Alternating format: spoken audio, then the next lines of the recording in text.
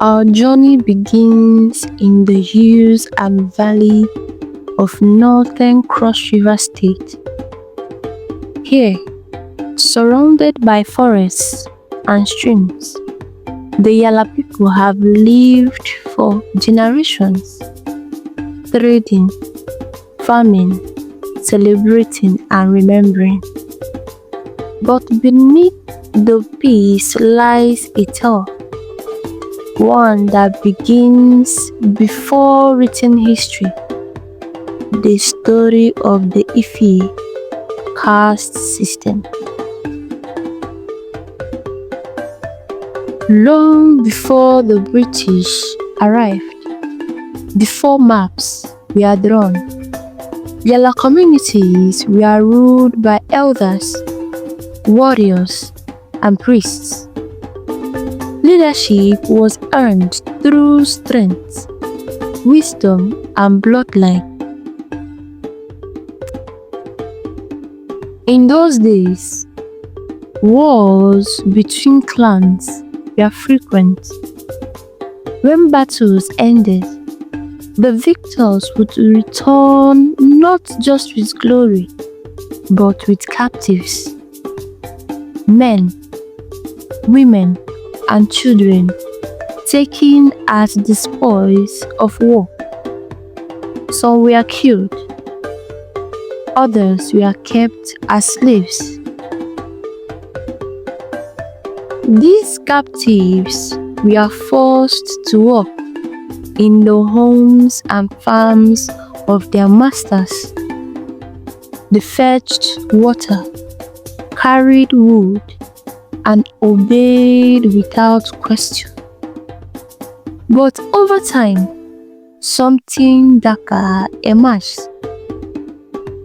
These captives were not just seen as slaves, they were branded a new identity, a label that would outlive them. Afiye. As generations passed, some Afiye families were freed.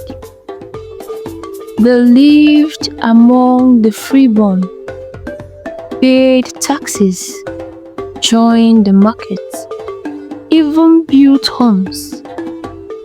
But they were never truly equal.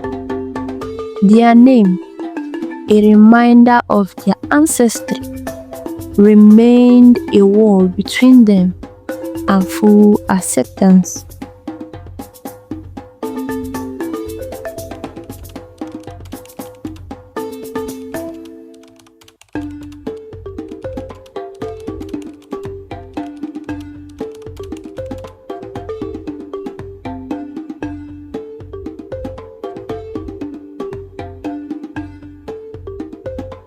Over time, the system became law, not written on paper, but on hearts and tongues.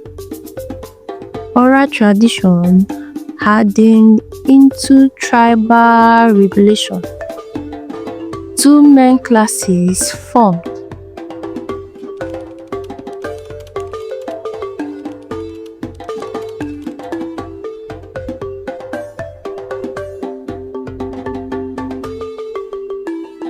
Even children, unaware of hate, are taught who they are allowed to eat with, sit with, marry. The walls are built early. Some elders claimed the Afiye were cursed, that their blood carried spiritual impurity. They couldn't pour libations, couldn't lead festivals, couldn't even touch certain sacred objects. A system born from fear and power and passed on like inheritance. When the British arrived in the early 1900s. They documented what they saw, but did little to challenge it.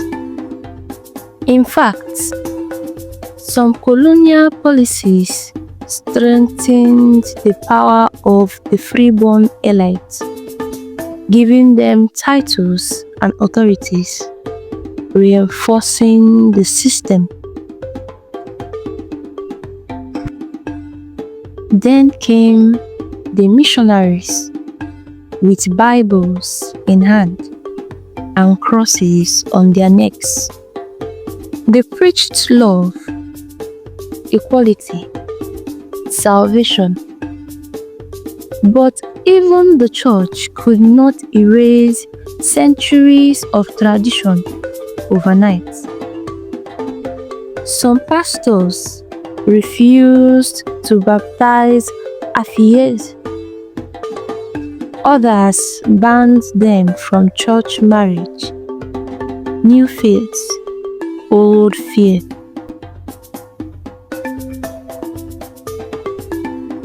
Today, the word Afiye still echoes in homes and hearts. Some deny its power, others leave its pain. But to understand the struggles of now, we must face the root of yesterday. This is not just history, it is legacy. A story not carved in stone, but whispered through generations. And to change the future, we must speak the past out loud. Morning breaks in the land of Yala. It looks like every other Nigerian village, vibrant, noisy, and alive. But beneath the surface of laughter and trade, quiet divisions simmer. These boys have grown up together, but their friendship has invisible rules. One of them is Afiye. He knows it. The others know it. It doesn't have to be said, but it will matter soon enough.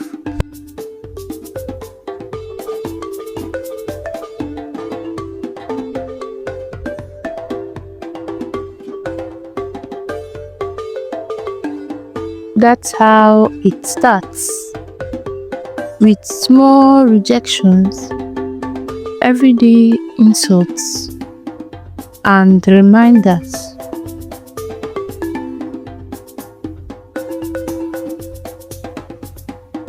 In school, they sit side by side. They take the same tests, recite the same national anthem. But the Afiye child grows up knowing, no matter how well she performs, she may never be class captain, never be head girl. Not because of her grade, but because of her name.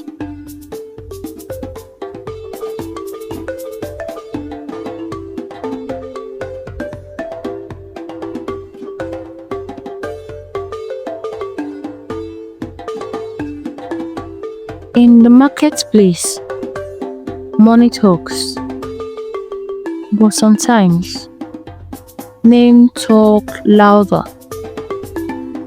An Afiye woman may sell the same quality goods, but customers avoid her store.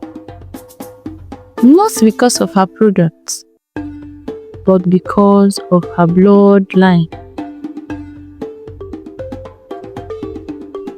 Marriage, one of the most sacred rites in Yala culture. But for an Afiye person, love often ends at the gates of the in-laws.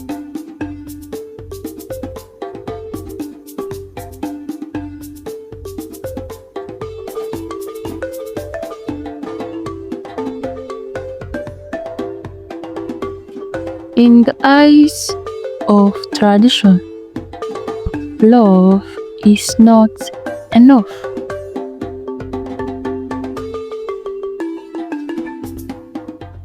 Even in death, the lines remain. Afiye people are buried separately. Their corpses cannot enter the same graveyards as the freeborns. Rituals are withheld. Farewells are divided.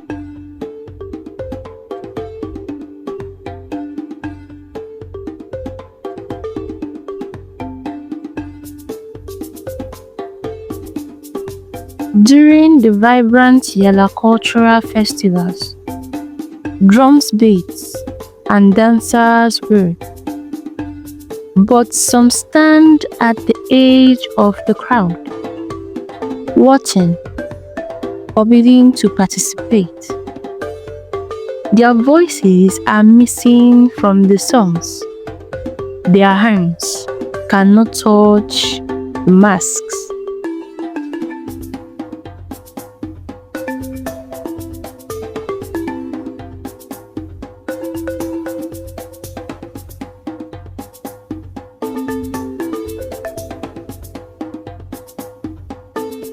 A wedding is cancelled. A title is denied. A leader is disqualified. Day by day, caste lives not in loud roars, but in quiet rejections.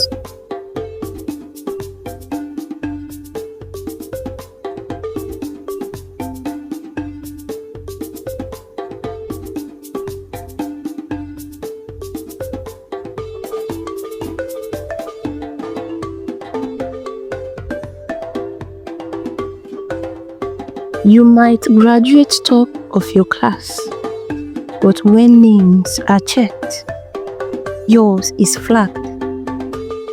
Your local government endorsement is denied. Your dream delayed, sometimes destroyed.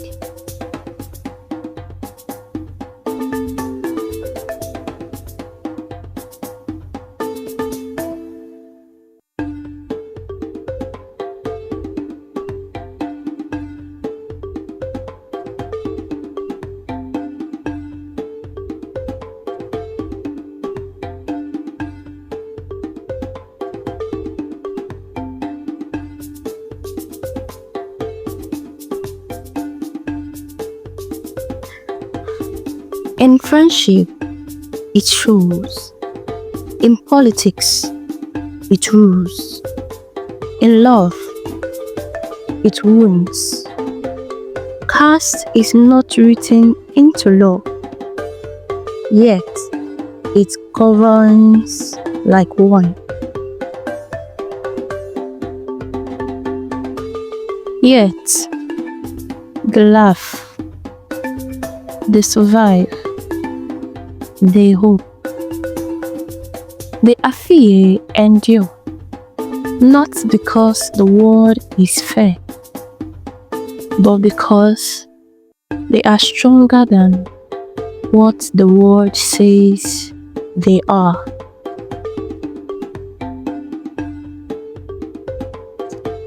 In the rising sun, school bells echo across Yala towns. Chalk squirks on old boards. Children line up in uniforms, brightened eyed, barefoot, and filled with dreams.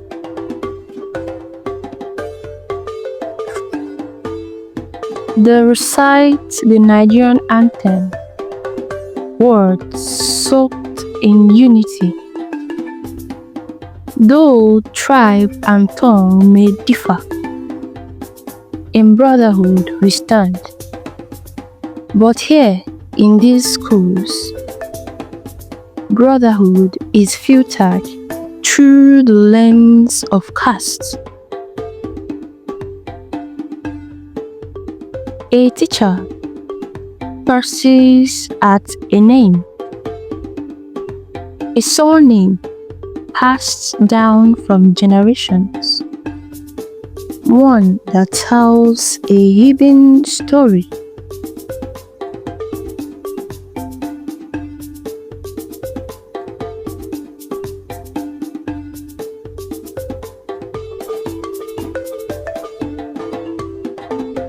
It's said politely, but it lands like a slap.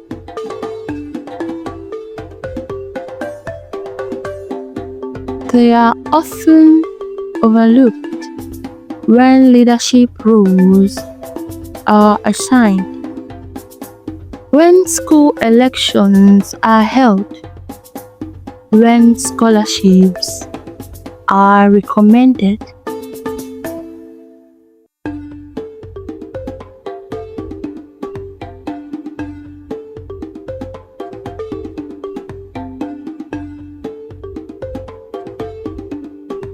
And just like that, potential becomes a prisoner of perception.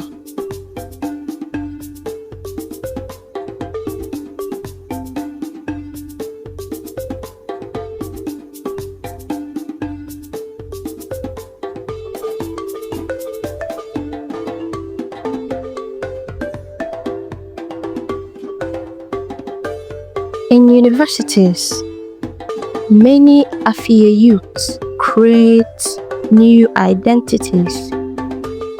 They shorten their names, lie about their villages, anything to blend in, anything to escape the way of ancestral labels.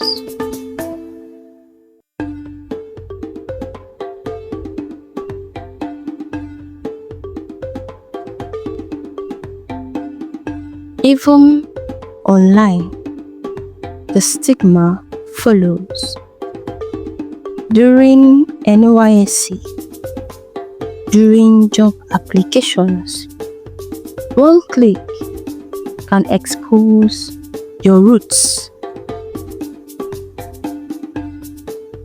On Facebook and WhatsApp groups, the caste conversation boils.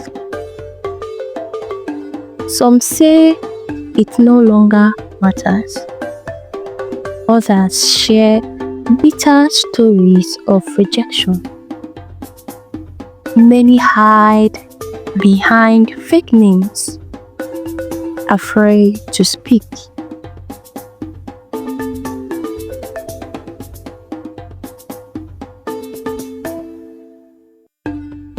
Online, the truth spews out, where the real world has silenced it.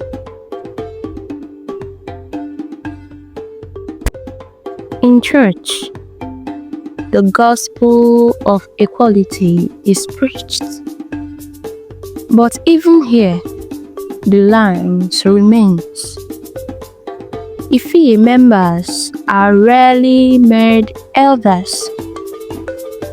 Church marriage committees quietly investigate surnames.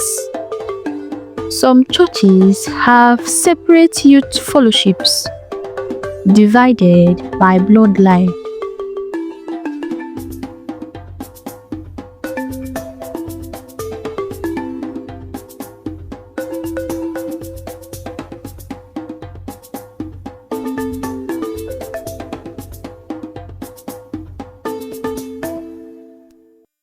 Some Afiye people, rejected by their communities and churches, turn to Islam, seeking equality in faith where caste cannot follow.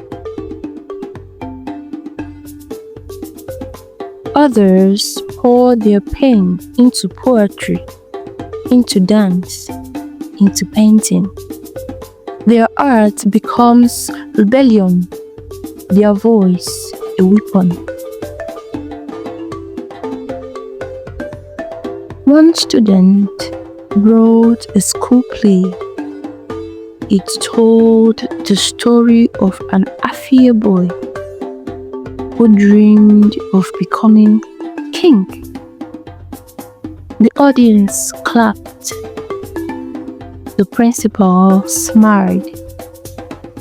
But the boy never got invited to the next school debate.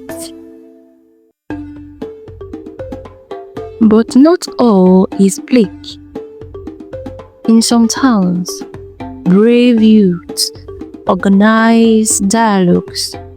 In Ofodoa, Ijebu, Ichimoga, they gather in the town halls and talk, not just of pain, but of peace.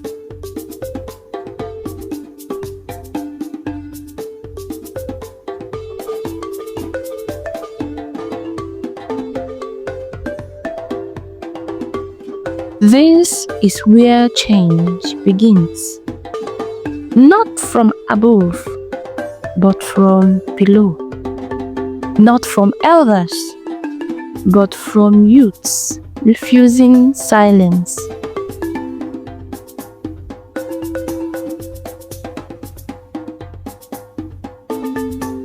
Some teachers go the extra mile.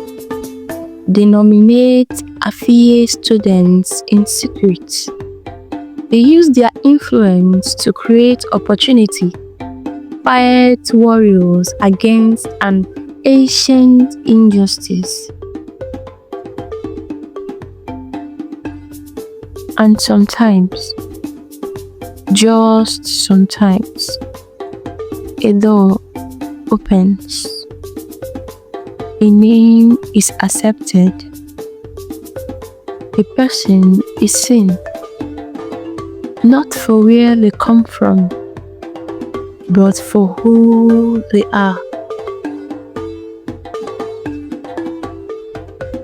In Yala land, love is more than emotion. It's tradition, it's pride, it's heritage.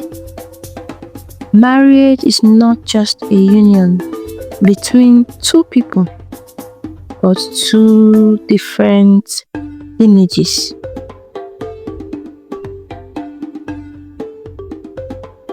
A Yala traditional wedding is a festival.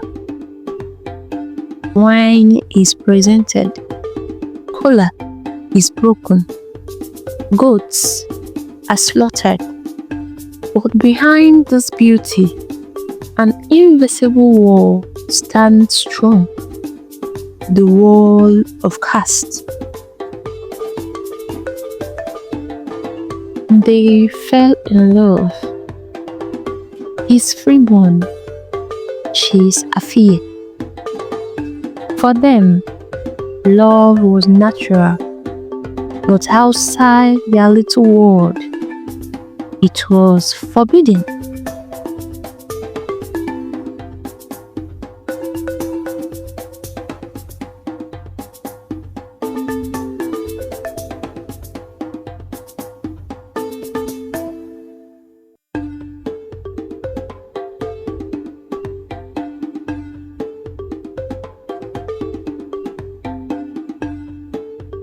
The word spreads like wildfire.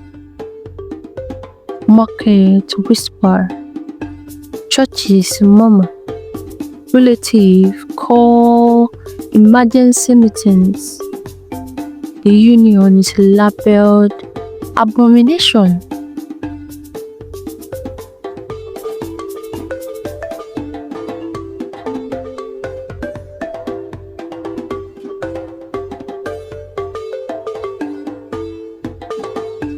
What begins as love becomes war. True stories of forbidden love. Oko and Egbe, 1998. Oko was from Ichimoga, Egbe from Woma. They courted in secret. When discovered, Egbe's family disowned her. She moved to Lagos. Oko married a freeborn woman a year later. Egbe never returned.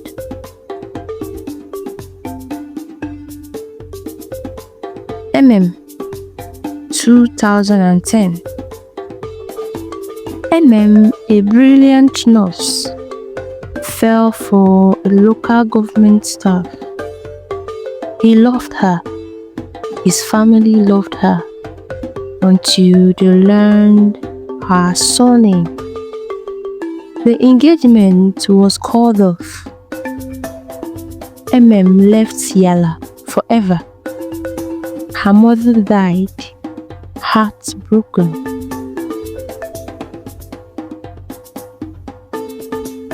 In Yala matchmaking background, checks aren't optional. They are sacred. Elders dig up history. Villages are contacted.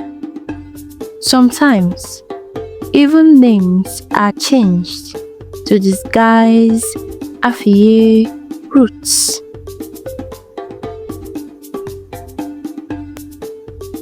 Some couples lie. They claim new villages. They bribe chiefs. But the truth eventually surfaces, and when it does, the consequences are brutal.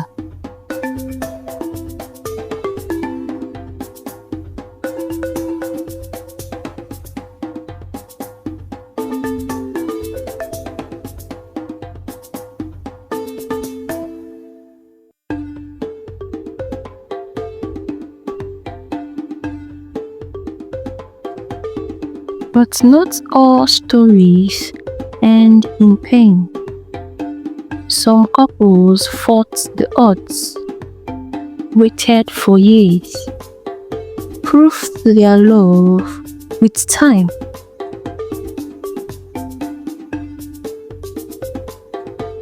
Every wedding denied, every child questioned, every name erased. The Afiye Caste System turns lineage into a prison, and love becomes the price many pay.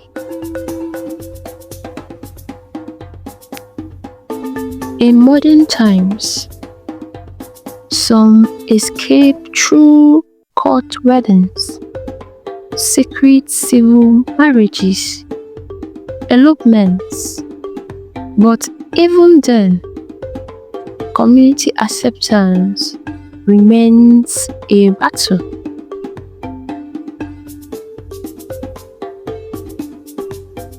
In some towns, families now demand DNA tests, not to prove fatherhood, but to trace lineage, to ensure no Afiye blood is hidden in a potential in-law. It is not just about who you love, it's about who you are allowed to love.